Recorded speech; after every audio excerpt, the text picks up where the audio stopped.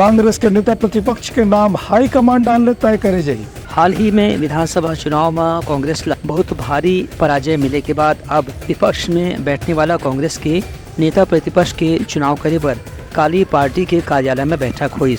एमा प्रदेश के प्रभारी कुमारी शैलजा और केंद्रीय पर्यवेक्षक अजय माकन मौजूद रही। बैठक में हार के कारण के ऊपर भी चर्चा करेगी। एमा पूर्व मुख्यमंत्री भूपेश बघेल, पूर्व विधानसभा अध्यक्ष डॉक्टर चरणदास महंत और प्रदेश कांग्रेस अध्यक्ष दीपक बैच समेत पार्टी के विधायक और वरिष्ठ पदाधिकारी मौजूद रही। बैठक में कुमारी शैलजा कही कि हार और जीत चुनाव के एक हिस्सा है, एक स्थिति निराश होने की जरूरत नहीं है। खबर की पार्टी ला पिछला चुनाव में जितना वोट मिले रही से ओखरे आसपास एहू तरीके चुनाव में वोट मिले है।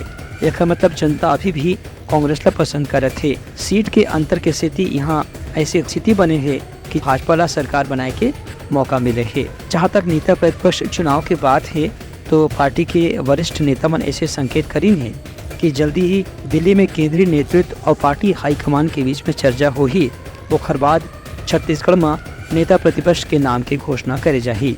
Bureau report Uttaranchal news.